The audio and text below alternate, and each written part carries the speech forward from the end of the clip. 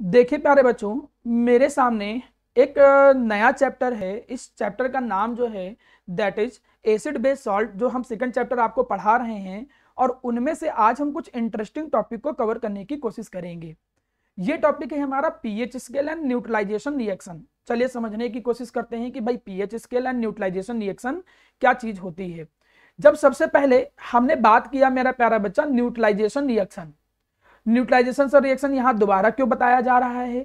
Actually neutralisation reaction में एक बार आपके साथ डिस्कस कर चुका हूं, लेकिन उसकी कुछ डेली लाइफ में जो एप्लीकेशंस होती हैं, मैं उन एप्लीकेशंस को आपके सामने डिस्कस करना चाह रहा था।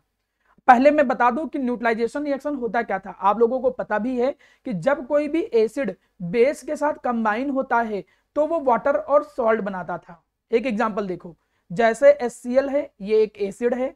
ये HCl जो एसिड है ये बेस के साथ, मतलब जैसे कि हमने यहां कह दिया NaOH, उसके साथ कंबाइन करके एक दूसरे के इफेक्ट को न्यूट्रलाइज कर देते हैं और बनाते क्या है, सॉल्ट एंड वाटर। इस रिएक्शन को हम न्यूट्रलाइजेशन रिएक्शन बोलते हैं। ये याद रखिएगा, भूलिएगा नहीं। कोई पूछे भी कि न्यूट्रलाइजेशन रिएक्शन क्या होता है, आप कहोगे कि न्यूट्रलाइजेशन रिएक्शन वो रिएक्शन होती हैं जिनमें कोई एक एसिड और कोई एक बेस आपस में कंबाइन करके एक दूसरे के इफेक्ट को न्यूट्रलाइज करके सॉल्ट एंड वाटर बनाते हैं। That reaction are known as neutralisation reaction. बिल्कुल सीधी सी बात है। अगर मैं न्यूट्रलाइजेशन रिएक्शन में थोड़ा और डीपली जाके देखूं, सभी लोग यहां पर ध्यान दीजिए, अगर मैं न्यूट्रलाइजेशन रिएक्शन में और डीपली जाके देखूं तो आपको यह पता चलेगा कि एसिड से क्या मिलता है, H+ मिलता है। एसिड से क्या मिलता है, H+ मिलता है। और जो बेस होता है उससे क्या मिलता है, OH- मिलता है। याद रखिएगा, एक्चुअली में जो रिएक्शन है वो यही हो रही होती है। एसिड से H+ और बेस से OH-, ये दोनों आपस में कंबाइन करके क्या बनाते हैं, वाटर बनाते हैं। देखिए, 2 हाइड्रोजन हो गए और 1 ऑक्सीजन हो गया, पॉजिटिव और नेगेटिव चार्ज कैंसिल आउट हो गए। तो रिएक्शन में कुछ ऐसा ही होता है। एसिड से H+ और बेस से OH-, वो दोनों आपस में कंबाइन करके वाटर बनाते हैं। हम इस रिएक्शन को न्यूट्रलाइजेशन रिएक्शन बोलते हैं। आपको पता है और ये चीज लिखी भी है कि बेसिकली न्यूट्रलाइजेशन रिएक्शन में होता क्या है कि H जो होता है, H+ वो एसिड से आता है और बेस से आता है OH-, और ये कंबाइन करके वाटर बनाते हैं। रिएक्शन तुम देख रहे हो, एक तरफ एसिड डाला और एक तरफ बेस डाला तो उससे सॉल्ट एंड वाटर बनता है। इस रिएक्शन को न्यूट्रलाइजेशन रिएक्शन कहते हो। बड़े सिंपल चीज है, कोई बहुत कठिन चीज नहीं सीखा है आपने। हम यहां पर जो आए हैं वो पढ़ने के लिए बैठे हैं एप्लीकेशन ऑफ न्यूट्रलाइजेशन रिएक्शन। अब एप्लीकेशन ऑफ न्यूट्रलाइजेशन रिएक्शन की बातें थोड़ा डिस्कस करते हैं कि भाई एप्लीकेशन ऑफ न्यूट्रलाइजेशन रिएक्शन में क्या होता है। ध्यान दीजिए, जब मैं एप्लीकेशन ऑफ न्यूट्रलाइजेशन रिएक्शन की बात करता हूं तो देखो ये पहली एप्लीकेशन है, it is the first application. आप लोगों को मालूम है कि जब हम ज्यादा थोड़ी सी एसिडिक चीजें खा लेते हैं तो एसिडिटी की प्रॉब्लम होती है। पहले तो जब ओल्ड एज होता था, जब डाइजेशन कमजोर हो जाता है, जब हम लोग थोड़ा बूढ़े हो जाते हैं, डाइजेशन कमजोर हो जाता है, तब ये प्रॉब्लम आती थी। आजकल तो तुम देख रहे हो कि इतना अजीब, कहीं कोई पिज्जा खा रहा है, कहीं कोई कुछ भी खा रहा है। तो अब आजकल एसिडिटी की प्रॉब्लम यंगस्टर में भी आने लग गया है। आप जब मैं बात करता हूं एसिडिटी की प्रॉब्लम क्या होती है, तो उसमें क्या होता है कि जो स्टमक होता है, उस स्टमक के अंदर जब हमारे पास ज्यादा एक्सेसिव क्या होता है, एसिड रिलीज होने लगता है। देखिए, बायो में सर ने पढ़ाया होगा डाइजेशन ऑफ फूड बिल्कुल प्रॉपरली। हमारा जो स्टमक होता है वो स्टमक क्या करता है, एसिड रिलीज करता है, और वही जो एसिड होता है मेरा प्यारा बच्चा, वो खाने को डाइजेस्ट करने में हेल्प करता है। बात नंबर 1। बाकी एप्लीकेशन कैसे बचता है वो बायो में पढ़ा होगा।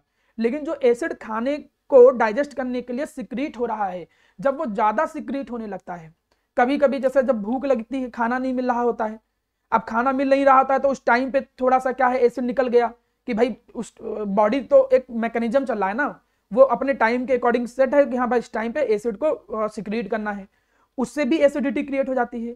तो कभी कभी जब हमारे स्टमक के अंदर एसिड एक्सेसिव में क्रिएट हो जाता है, तब उस एक पेनफुल और स्ट्रेसफुल कंडीशन क्रिएट होती है। वो जो पेनफुल और स्ट्रेसफुल कंडीशन क्रिएट होती है उसको बोलते हैं एसिडिटी। एसिडिटी से बचने के लिए आप लोग क्या यूज करते हो, एंटासिड यूज करते हो। याद रखिएगा, एंटासिड्स क्या होते हैं, एंटासिड्स ऐसे केमिकल होते हैं जो प्रिवेंट करते हैं, जो बचाते हैं किससे, फ्रॉम द एसिडिटी, जो एसिडिटी से बचाते हैं। जब कभी भी एग्जाम में एंटासिड लिखने के लिए आएगा तो आप सभी बच्चे, बेटा तुम यहां ध्यान दो, जब एग्जाम में लिखने के लिए आएगा तो तुम ये चीज याद रखिएगा कि ये नहीं कि एंटासिड के एग्जाम्पल में लिखे आ रहे हो इनो होता है, फिर उसमें लिख दो कि नहीं हिंगोली होता है, हाजमोला होता है। अगर मुझे कॉपी में ये दिखा तो मार थप्पड़ी थप्पड़ तुम मार खाओगे, ये चीज ध्यान रखिएगा। ठीक, आप केमिकली जो कंपाउंड यूज होते हैं केवल उनके ही नाम लिखोगे।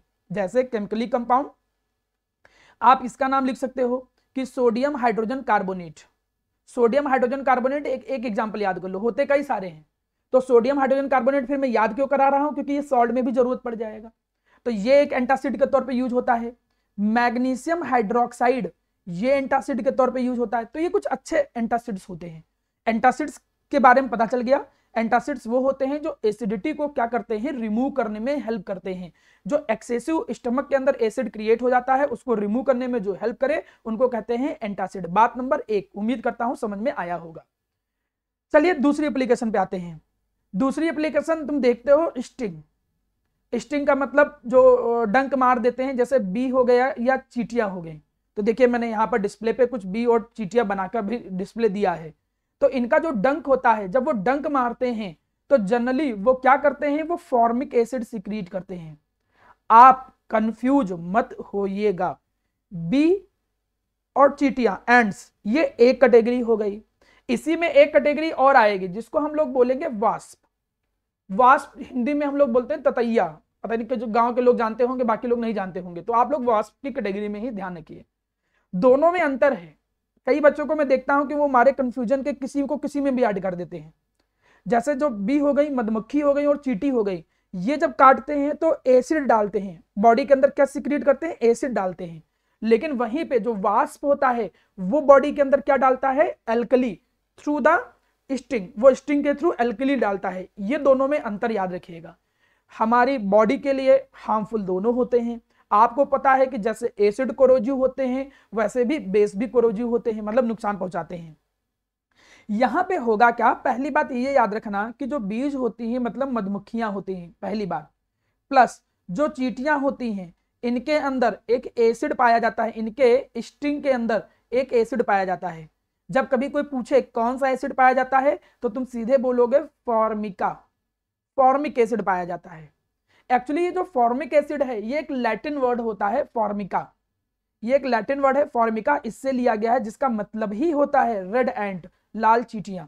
इनका मतलब ही यही मेरा प्यारा बच्चा होता है, रेड एंट मतलब लाल चींटियां।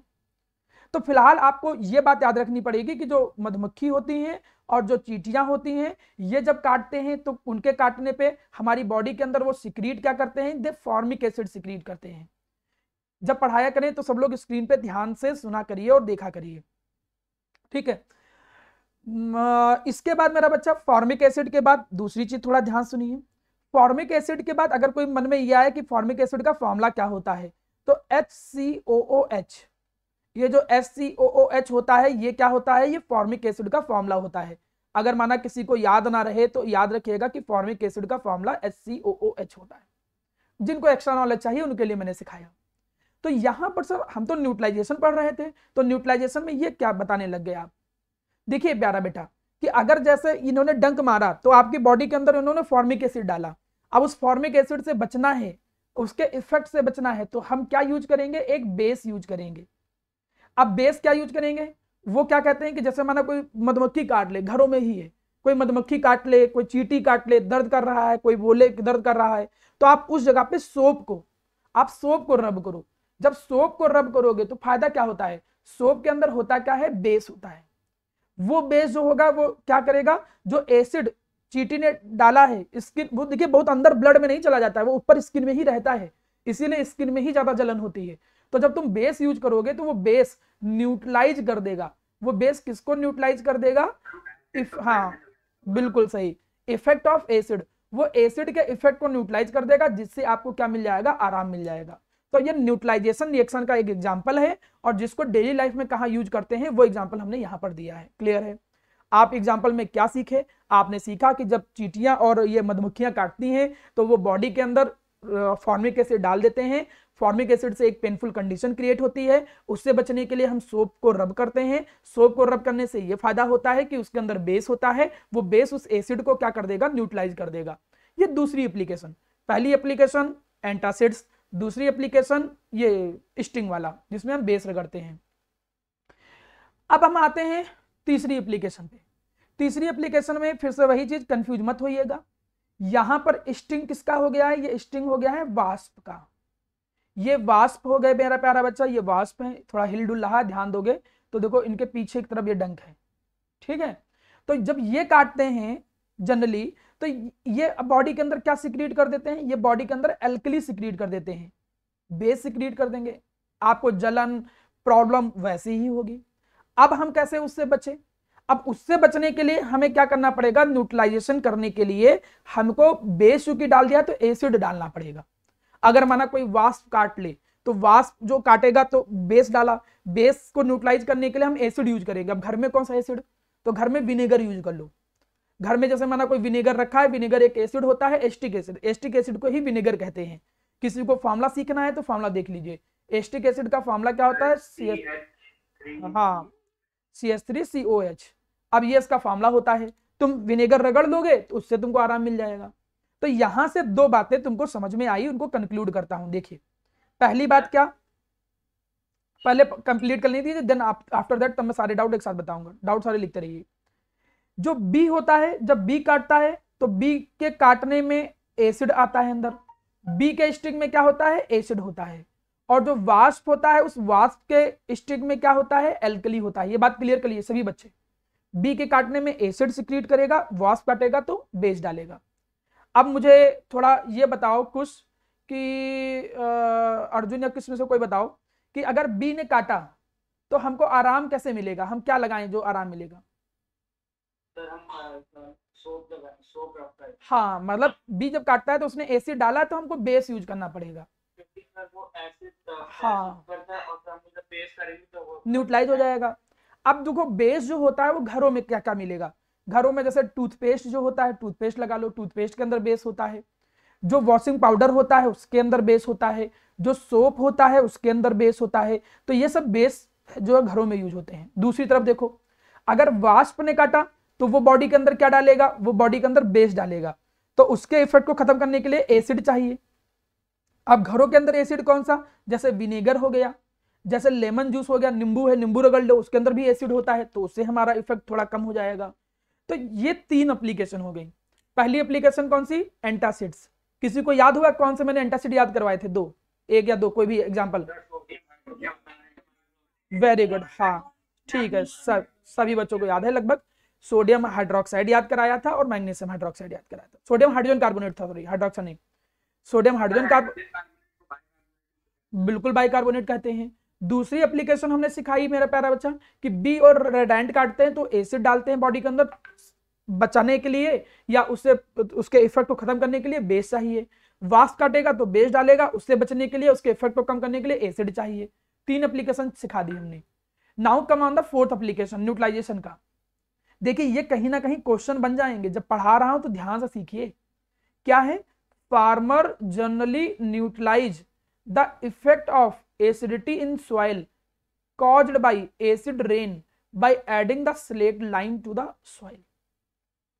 एक्चुअली होता क्या है कि कभी कभी जो सॉइल होती है, जमीन जो होती है, वो उतना प्रोडक्ट नहीं दे पाता है भाई। कभी कभी हम लोग कहते हैं ना कि जमीन थोड़ी खराब है, उतना प्रोडक्शन नहीं मिल पा रहा है जितना क्रॉप निकलनी चाहिए।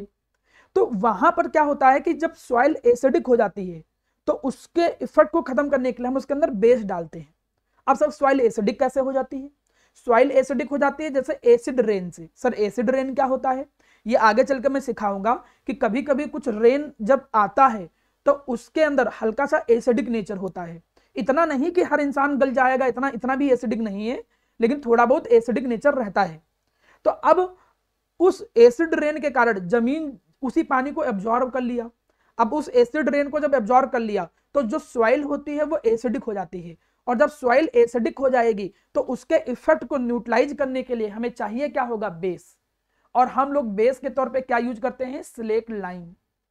ठीक है, हम लोग कैल्शियम हाइड्रोक्साइड डालते हैं, स्लेक लाइम। स्लेक लाइम डालो या फिर चूना डाल दो, कुछ भी नहीं। देखिए एक्चुअली हम वो चीज ज्यादा यूज करते हैं जो थोड़ा सस्ती भी हो, ज्यादा अवेलेबिलिटी भी हो। ऐसा नहीं कि कुछ हम और नहीं डाल सकते, आप कोई बेस डाल सकते थे, न्यूट्रलाइज कर सकते थे, लेकिन जो महंगी चीज है वो डालने से क्या मतलब, जितने जितना का तुम उपजाओगे नहीं उससे ज्यादा खर्च कर डालोगे, क्या मतलब। तो जो जो चीजें सस्ती होती है हम वो यूज करते हैं। तो देख रहे हो कि इन दो इमेज में दिख रहा है कि वो क्या कर रहे हैं, वो स्कैटरिंग कर रहे हैं चूने का। वो स्लेट लाइम को पानी मिला के डाल दो तो स्लेट लाइम, मतलब लाइम वाटर हो गया। अगर नॉर्मली यूज कर रहे हो तो आपका चूना हो गया। तो कैसे यूज करो, बस उसको सॉइल के अंदर डाल दोगे तो जो उसके अंदर एसिडिक नेचर था वो न्यूट्रलाइज हो जाएगा। ये हो गया इसकी चौथी एप्लीकेशन।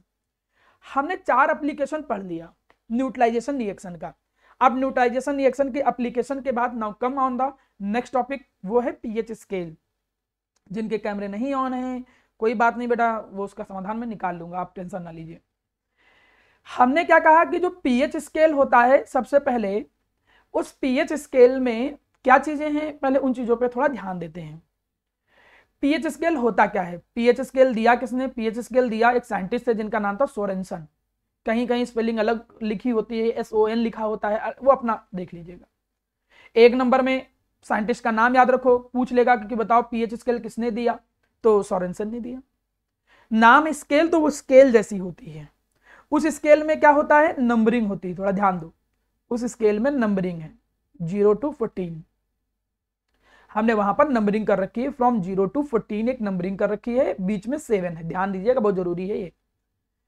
जो 7 है उस 7 पे हम बोलते हैं कि अगर जिसका पीएच 7 आएगा तो उसको हम न्यूट्रल बोलेंगे, हम कहेंगे भाई ये न्यूट्रल है। और अगर पीएच 7 से कम है तो हम कहेंगे वो एसिड है। और अगर इससे ज्यादा है तो क्या कहेंगे, बेस है। जितना ज्यादा होगा उतना बेसिक। 7 पे न्यूट्रल है, 7 से जितना ज्यादा होगा वो बेस, उतना ही वो बेसिक होता चला जाएगा। 7 से जितना कम होगा उतना ही वो एसिडिक होता चला जाएगा, ध्यान दीजिएगा। कुछ एग्जाम्पल हैं डेली लाइफ के, वो यहां पर दिए गए हैं जिससे आपको आइडिया लग जाए। जैसे अगर मैं बात करूं न्यूट्रल, तो जो वाटर होता है वो न्यूट्रल होता है, उसका पीएच लगभग लगभग 7 के आसपास होता है, ध्यान दीजिए सभी। वाटर जो होता है वो न्यूट्रल होता है, उसका पीएच लगभग लगभग 7 के आसपास होता है। वहीं पे मिल्क पे आ जाओ, जो दूध हम पीते हैं वो बिल्कुल न्यूट्रल नहीं होता है, वो थोड़ा सा एसिडिक होता है, उसका पीएच 6 के आसपास होता है। कुछ एग्जांपल देखो यहां लिखे हुए हैं। यहीं पे हम आ गए कॉफी पे, कॉफी का पीएच और थोड़ा कम होता है, वो 5 से 6 के बीच में होता है। टोमेटो जूस पे आ गए, टोमेटो का पीएच और कम होता है, वो 4 के आसपास होता है। यहीं पे हम जो कोक पीते हैं, सोडा वोडा जो हम पीते हैं, कोक पीते हैं, कोल्ड ड्रिंक वोल्ड ड्रिंक, उसका पीएच देखो 3 के आसपास होता है, इसीलिए वो और एसिडिक होता है। जैसे जो लेमन जूस होता है, नींबू जो होता है, नींबू और एसिडिक होता है, उसका पीएच 2 के आसपास है। जो हमारी बॉडी के अंदर एसिडिक बनता है, HCl सिक्रीट होता है, उसका पीएच 1 के आसपास होता है। और जो बैटरी में एसिड यूज करते हैं उसका पीएच लगभग 0 के आसपास होता है, और कम होता है पीएच। ये देखिए बिल्कुल एक्यूरेट वैल्यू यहां नहीं लिखी गई है, एक अंदाजे के तौर पर लिखा गया है, जिससे आप लोग आइडिया लगा पाओ कि पीएच डेली लाइफ में कैसे कैसे वेरी कर रहा है। जो जितना एसिडिक होता जाएगा, मुझे बताओ, अगर कोई एसिडिक होता जाएगा तो उसकी पीएच वैल्यू 7 से कम होगी कि ज्यादा होगी, ठीक है, बिल्कुल सही। जैसे जैसे एसिडिक कोई होता जाएगा तो उसकी पीएच वैल्यू 7 से क्या होती चली जाएगी, कम होती जाएगी। 7 से ज्यादा वो बेसिक होता जाएगा। जैसे ब्लड, ब्लड बेसिक होता है, ये याद रखना। कोई पूछ ले कि ब्लड इज अ बेसिक और एसिडिक इन नेचर, उसका पीएच 7 से ज्यादा होता है कि 7 से कम होता है, बिल्कुल एक्यूरेट। जिनकी जिनकी जरूरत है केवल उनको याद करवाएंगे, लेकिन एक बार दिमाग में इमेज बना के रखो कि हाँ यार ऐसा कुछ होता है। एग, जो व्हाइट एग होता है वो बेसिक होता है, ठीक है। जो हम एंटासिड लेते हैं, स्टमक टेबलेट का मतलब जो एंटासिड लेते हैं वो भी बेसिक होते हैं। अमोनिया सॉल्यूशन और बेसिक, सोप उससे ज्यादा बेसिक, जो ब्लीच लेते हैं और ज्यादा बेसिक, ड्रेन क्लीनर वो और ज्यादा बेसिक। ये बेसिसिटी का एक ऑर्डर चला गया। ये लगभग लगभग वैल्यू बताई गई है, बिल्कुल एक्यूरेट नहीं गई है। एक्यूरेट पे जब आना तब उनकी वैल्यू हम अलग से याद करवाएंगे। आप बस एक आइडिया रखो कि 7 पे न्यूट्रल, न्यूट्रल जनरली वाटर होता है, डिस्टिल वाटर।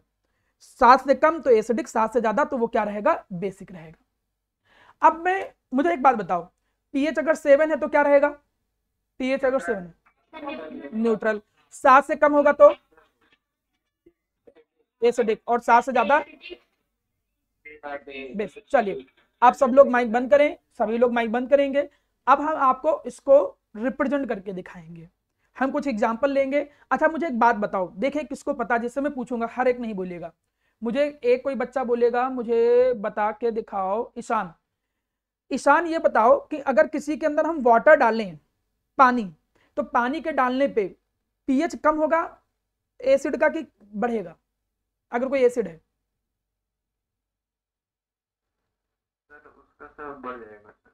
बढ़ेगा। कारण क्या है, वो एसिडिक नेचर कम होना चालू हो जाएगा ना। अगर हमने माना, ध्यान दो सभी लोग, अगर आपने वाटर डाला, एक एग्जांपल के तौर पे समझो, तुमने क्या किया मेरा प्यारा बच्चा, जो वाटर था वो वाटर डाला, तो वाटर डालने पे एसिडिक नेचर जो होता है, एक मिनट, वाटर के डालने पे जो एसिडिक नेचर होता है वो एसिडिक नेचर कम होने लगेगा।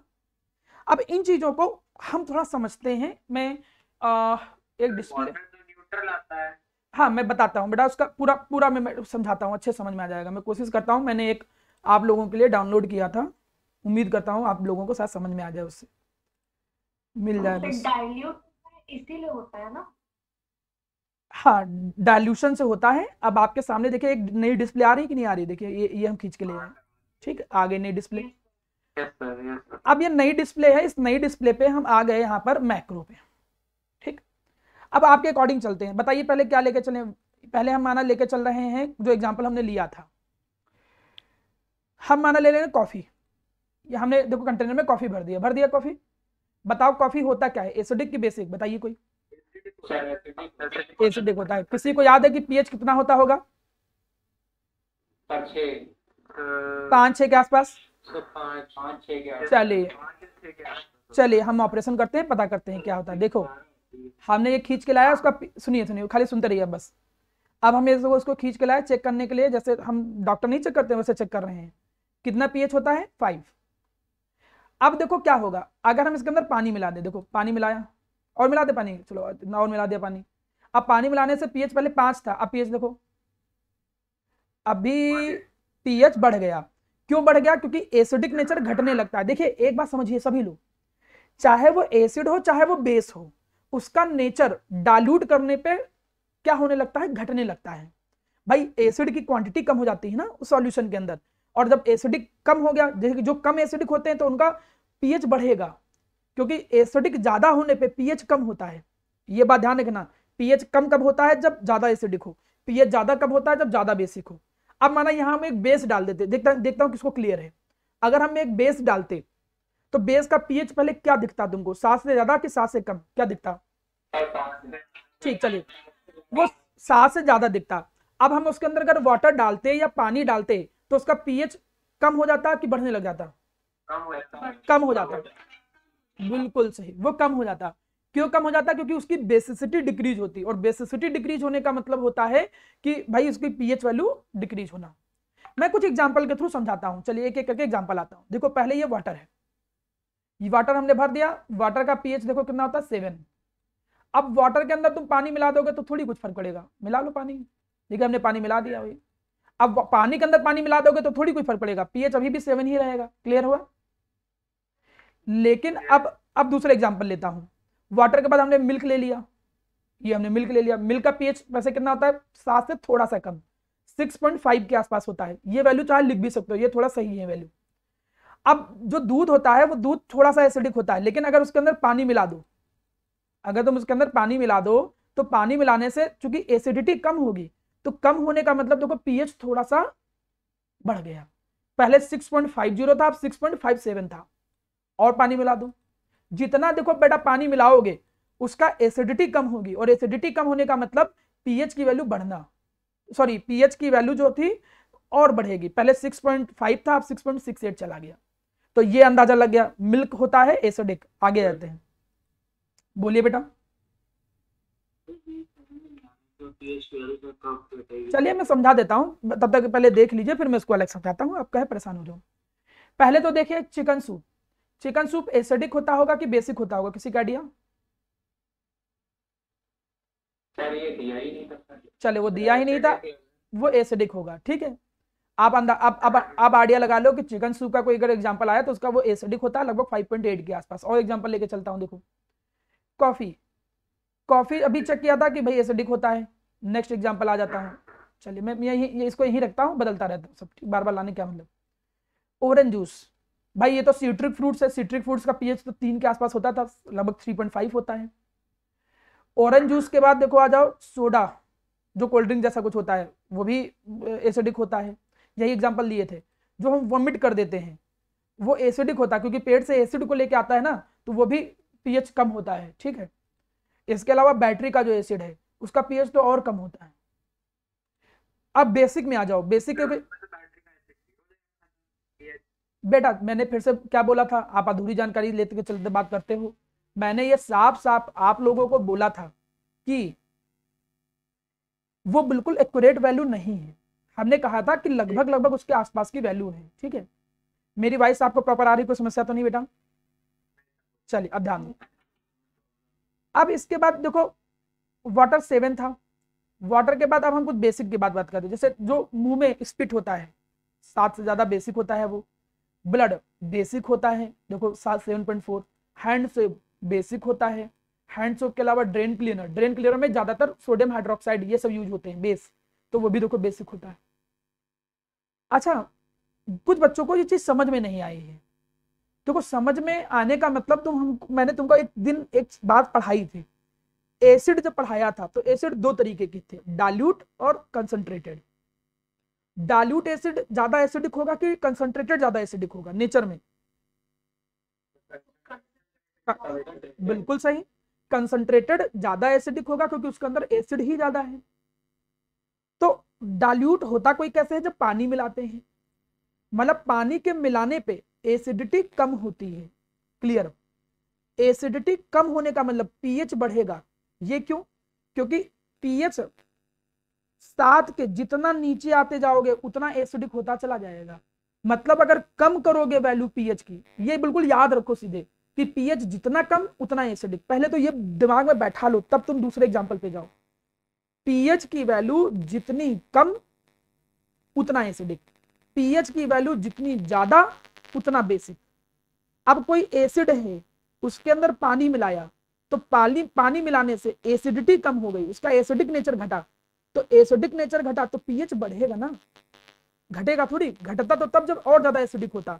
वो और ज्यादा एसिडिक थोड़ी हो रहा है, वो कम एसिडिक हो रहा है। पानी मिलाने से एसिडिटी घटती है, ये अलग से सिखाया गया था, नहीं सीखा हो अलग से पूछिएगा आप। तो पानी मिलाने से जब एसिडिटी घटेगी तो एसिडिटी घटने का मतलब पीएच बढ़ता है।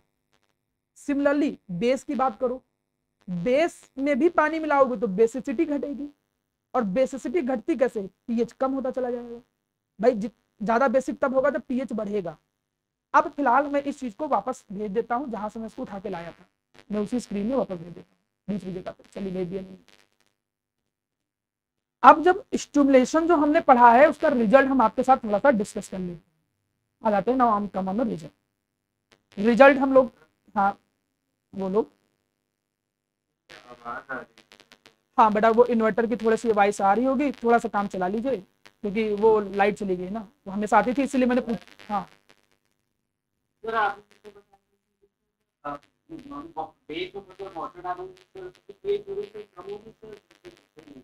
देख लीजिए। देखे हमने क्या कंक्लूजन किया, पहले इस बात पर ध्यान दो, हमने कंक्लूजन क्या किया। थोड़ी सी वॉइस में प्रॉब्लम आ रही होगी, कोई बात नहीं, मैनेज कर लीजिए। ठीक है, मैं इसका समाधान, चलिए ध्यान दीजिए, अब ध्यान दीजिए। कंक्लूजन ये निकला कि पहला कि जो एसिड होते हैं इनका पीएच लेस देन 7 होता है, बात नंबर 1। एसिड जो होते हैं उनका पीएच लेस देन 7 होता है, बात नंबर 1। जैसे जैसे हम डाल्यूशन करेंगे, डाल्यूशन करने का मतलब उसके अंदर हम क्या करेंगे, वाटर को ऐड करेंगे। जैसे जैसे आप वाटर को ऐड करोगे तो पीएच जो होगा वो धीरे धीरे बढ़ने लगेगा। क्यों बढ़ने लगेगा? क्योंकि एसिडिटी कम होती जा रही है। दूसरा, जो बेस होते हैं उनकी जो पीएच वैल्यू होती है वो 7 से ज्यादा होती है, ज्यादा बेसिक थे। जैसे जैसे तुम डाल्यूशन करोगे, डाल्यूशन करने का मतलब पानी मिलाओगे, वाटर को ऐड करोगे, तो जैसे जैसे वाटर को ऐड करोगे तो उसकी जो पीएच वैल्यू है वो धीरे धीरे कम होना स्टार्ट हो जाएगी, ये याद रखना।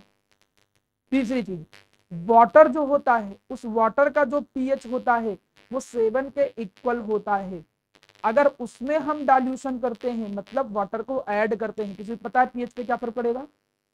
वेरी गुड, मतलब पीएच पर नो इफेक्ट, पीएच पे कोई चिन्ह नहीं आएगा। ये पहले 3 पॉइंट लिख लो, स्क्रीनशॉट खींच लो, फिर उसको ऑब्जर्व करो और सोचो उसके बाद भी जब समझ में ना आए तब हमसे पूछिए अलग से, क्योंकि जब तुम एनालाइज करते हो, अपना दिमाग चलाते हो, तो ज्यादा अच्छे से समझ में आता है। तो ये है रिजल्ट जो हमने अभी तक स्टिमुलेशन के थ्रू आपको एक्सप्लेन करने की कोशिश की थी। चलिए, स्क्रीनशॉट खींच लिया होगा तो मैं आगे बढ़ता हूं। मेरे पास 10 से 12 मिनट हैं, कुछ और एप्लीकेशन डिस्कस कर लेता हूं पीएच की। कुछ एक दो बातें और मैं आपको पढ़ाना चाहूंगा, थोड़ा ध्यान दें। यहां पर क्या पढ़ाने जा रहा हूं वो ये कि पीएच का एक फॉर्मूला होता है। क्या फॉर्मूला होता है? Negative logarithm of H plus. Sir ये क्या चीज है? ये तो बड़ा अजीब, समझ में नहीं आ रहा। निगेटिव लॉगरिथम क्या होता है? हमने केवल फॉर्मूला लिख के दिया है, इसके लिए परेशान मत होने लगना। लॉग होता है एक फंक्शन, इसको बोलते हैं लॉगरिथम। जैसे तुमने पढ़ा होगा साइन 45, अगर ट्रिग्नोमेट्री पढ़ा होगा, कॉस 30, तो कुछ फंक्शन होते हैं जिसमें वैल्यू रखो तो रिजल्ट निकलता है, कोई वैल्यू रखो तो रिजल्ट निकलता है। तो वैसे भी लॉग एक मैथमेटिकल ऑपरेटर है या मैथमेटिकल फंक्शन है। अब आप उस पर डीपली मत जाना, इसके न्यूमेरिकल आपके बोर्ड के सिलेबस में नहीं है, पहली बात। तो जब मैं कुछ एक्स्ट्रा टॉपिक लेके पढ़ाऊंगा, जैसे जब एक बार पढ़ लोगे तो मैं कुछ बच्चों को सेलेक्ट करके या सबको कुछ एक्स्ट्रा टॉपिक पढ़ाऊंगा उस पर ज्यादा डीपली जाने के लिए। तब वहां पे ध्यान रखना कि पीएच निकालने का ये एक फॉर्मूला होता है। पीएच निकालने का फॉर्मूला क्या होता है? Negative logarithm of H plus. चलिए, इससे ज्यादा अभी आपको कोई जानकारी नहीं चाहिए।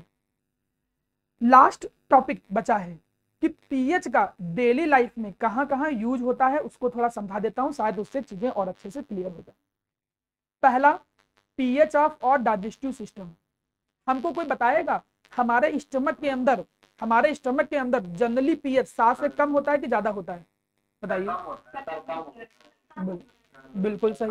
हाँ, पीएच कम होगा। क्यों कम होगा? क्योंकि अंदर एसिड होता है।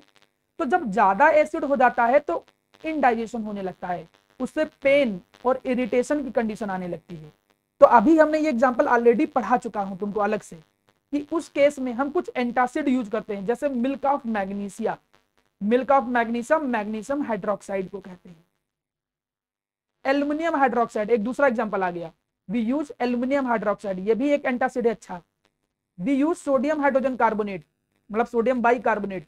These are some antacids. आप एंटासिड के एग्जांपल में केवल इन्हीं का एग्जांपल लिखना, मैं पहले बोल दे रहा हूं। मुझे गलती से इनो, पिनो, हिंगोली और हाजमोला अगर मिला तो तुमको बना दूंगा मैं हाजमोला, ये पक्का ध्यान रखना, ठीक है? ये चीज बहुत अच्छे से दिमाग में रखिएगा, केवल यही साइंटिफिक एग्जांपल ही मुझे कॉपी में चाहिए। चलिए आगे बढ़ते हैं, फिर आपके डाउट। हाँ बताओ,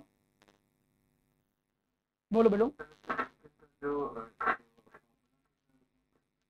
बेटा ये पीएच का एक फॉर्मूला है, negative logarithm of H plus. कोई फॉर्मूला नहीं पीएच निकालने का। हम बोले ना तो पीएच स्केल, किसी पीएच 7 है, किसी 2 है, किसी 3 है, तो हम पता कैसे करेंगे? तो उसके लिए एक मैथमेटिकल फॉर्मूला दिया गया, लेकिन ये कैसे यूज किया जाता है ये अभी आपके सिलेबस में नहीं है, इसलिए मैं आपको अलग से इसको बताऊंगा, ठीक?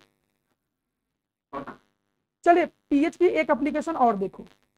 ये सब जितनी भी एप्लीकेशन बता रहा हूँ ना, ये क्वेश्चन होते हैं, ये क्वेश्चन बना दिए जाएंगे, समझोगे तभी आंसर दे पाओगे।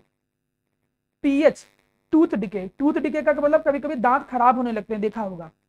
वैसे जो हार्डेस्ट मटेरियल होता है व्हाइट इनेमल, दांत के ऊपर जो कोटिंग होता है उसको हार्डेस्ट मटेरियल मान के चलते हैं हम लोग। कोई पूछे कि ये व्हाइट इनेमल बनता किसका है, तो हम कहेंगे कि ये बना होता है कैल्शियम फॉस्फेट का, जो कि बहुत हार्ड होता है। लेकिन वो मतलब जो अगर अगर तो जो तुम्हारा सामने टीथ है, उस टीथ के ऊपर कैल्शियम फॉस्फेट की लेयर चढ़ी है, तब तो तुम्हें चिंता नहीं करना है, जो पानी होगा वो पानी से इफेक्टेड नहीं होगा, पहली बात।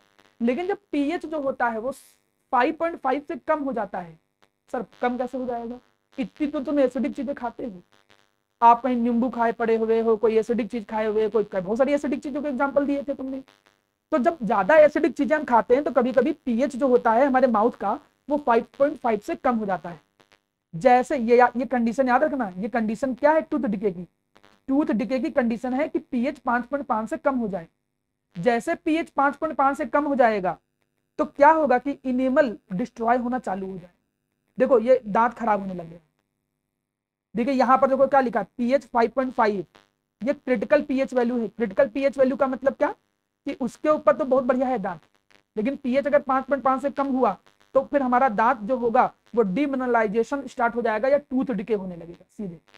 दांत का डिस्ट्रक्शन होने लगेगा, दांत खराब होना स्टार्ट हो जाएगा, इसको बोलते हैं टूथ डिके। इसी से बचने के लिए घर में मम्मा, घर वाले सब कहते हैं कि भैया तो टूथपेस्ट करो, टूथब्रश का यूज करके टूथपेस्ट करो, लेकिन सुनते नहीं हो। पता चला कई बच्चे 5-5 6-6 दिन टूथपेस्ट ही नहीं करते हैं। देखो 2-4 मुस्कुरा भी रहे हैं, यही कह रहे हैं सर जान कैसे गए। ठीक है, अब देखो टूथपेस्ट करता क्या है। टूथपेस्ट जो होता है उसके अंदर बेसिक इंग्रेडिएंट होते हैं। बेसिक इंग्रेडिएंट से क्या फायदा होता है कि वो न्यूट्रलाइज कर देता है एसिडिक इफेक्ट को।